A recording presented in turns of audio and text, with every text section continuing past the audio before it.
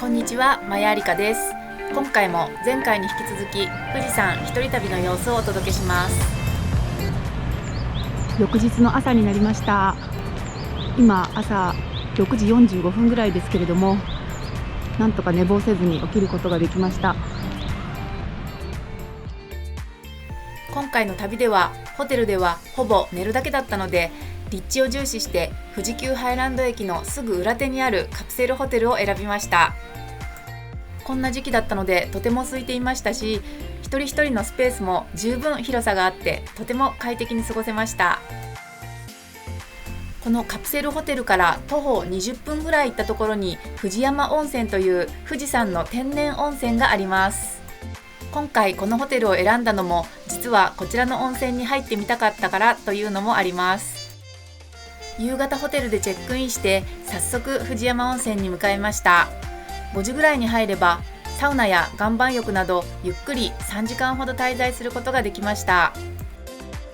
サウナは富士山の溶岩を交えたサウナストーンに富士山の天然水をかけるという贅沢なロウリュになっています。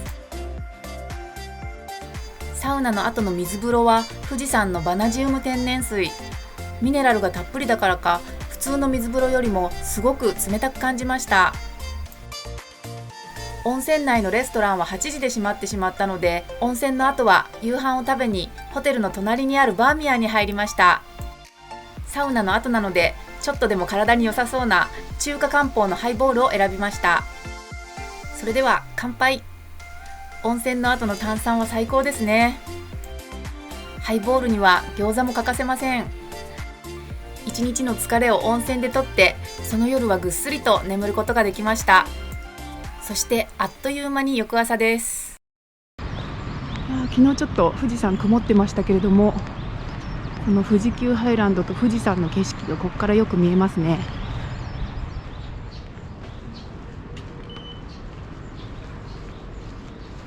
実は今回の旅の一番の目的は荒倉山浅間公園で桜と五重塔を眺めることです。7時4分の電車に乗ります。富士急ハイランド駅から神社がある下吉田駅までは富士急行線の大月行き行きでたった3駅10分で到着します。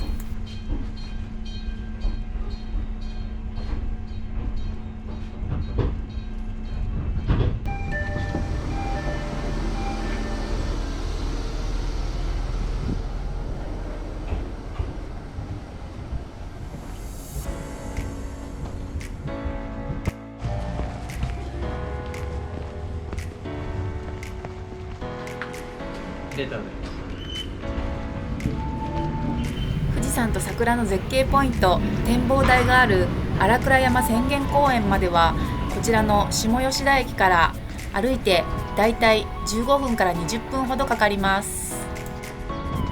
駅の改札を出たら右側に進んでいくんですが、このように至る所にたくさんの道案内があるので迷うことなく行くことができます。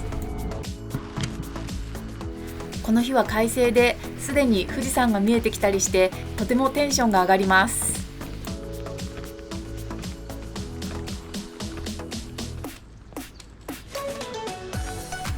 こちらの入り口までは駅から徒歩10分ぐらいなのですが、公園まではさらにここから地獄の階段が始まります。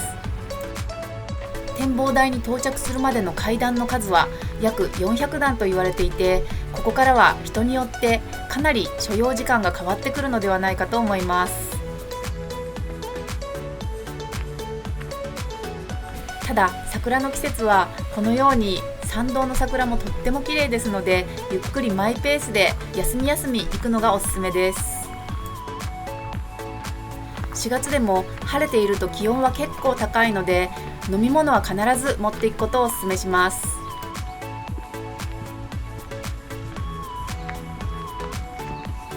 展望台に到着する手前に神社もあるのですが、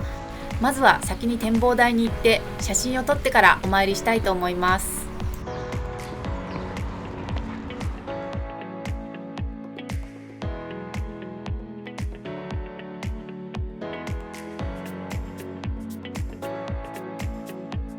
大きな鳥居をくぐると、何やらカメラマンたちがたくさんカメラを構えていますね。振り返ってみて納得。神社と富士山の絶景がありました。 GoPro では富士山が飛んでしまっていましたが、携帯で写真を撮ったらこのように綺麗に写すことができました。各所で写真を撮りながら進んでいましたが、まだまだ階段が続いています。そしてここからは熊が出てくる可能性もあるようです。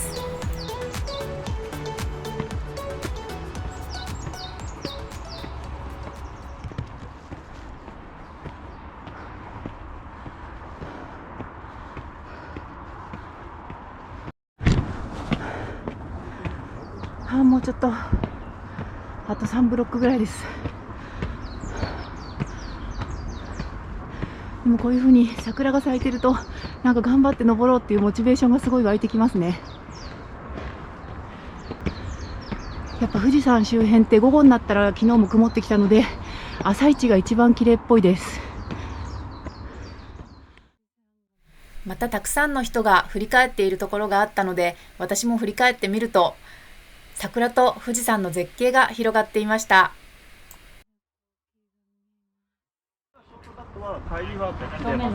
頂上に到着しました。五重塔が見えてきた。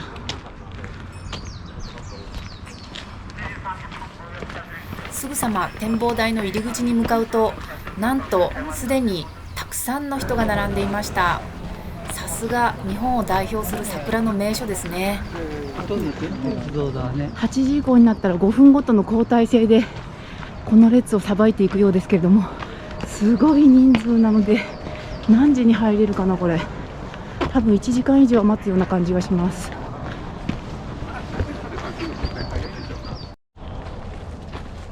8時ちょうどに展望台が開放されて列が動き始めました。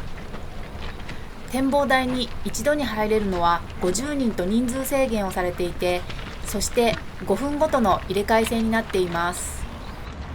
この入れ替え制のシステムのおかげで、意外にも列はどんどん進んでいきました。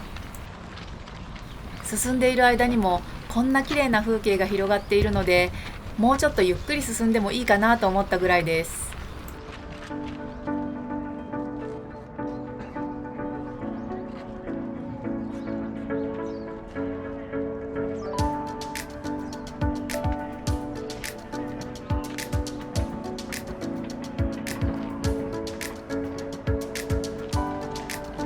いよいよ展望台の順番が回ってきました。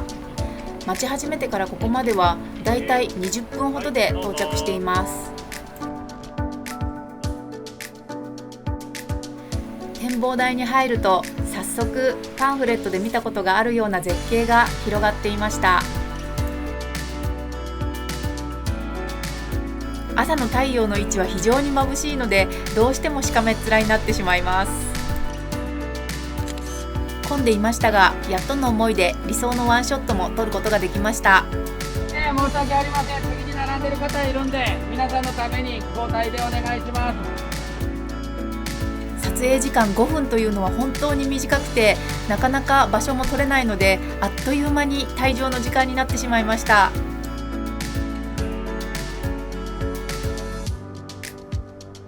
そのまま出口の方向に向かっていたら、なんと多くの方が2周目の列に向かっていたので、私もつられて2周目に参加することにしました。幸いまだ富士山に雲もかかっていませんし、2周目の方が比較的人も少なくなっているような感じがしました。この日の場合はそこまで早く着かなくてもよかったかもしれませんが、でも念には念を入れて、やはり8時前には到着しておくことがおすすめです。冷静に見たら絶景よりもこのカメラおじさんたちの方が面白いと思い、思わず人間ウォッチングをしてしまいました。やはり2周目の方が展望台に入場する人数が少なくなっていたような気がします。1周目よりもいいポジションで動画を撮影することができました。さすがに2周もしたら満足したので、桜を見ながらゆっくり下山することにしました。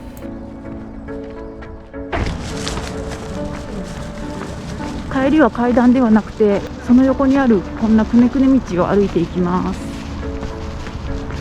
っちから登っていく人もいるみたいですね。当然行きよりも帰りの方が全然楽です。10分ほど山道を下ったところで浅間神社が見えてきました。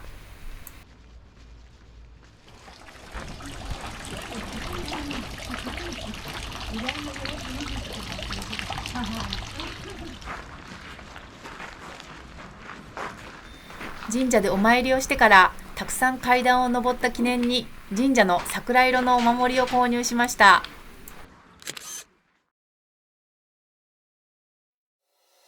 実は浅間公園で桜を見ながら朝ごはんを食べようと思っていたのですが、人が多くてそんな場所はなかったので、神社の下のこんな売店で朝ごはんを食べてもよかったかもしれません。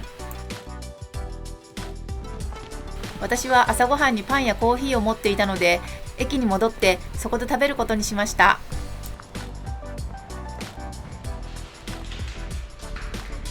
展望台の近くだけはすごく人が多いんですが、不思議なことに駅にはそれほど人は見当たりませんでした。みんな車で来ているのでしょうか。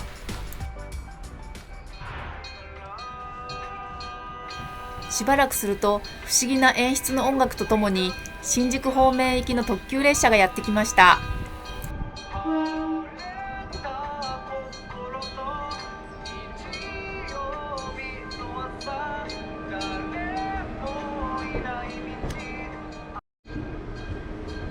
私はその反対側の富士山行きの列車に乗車します。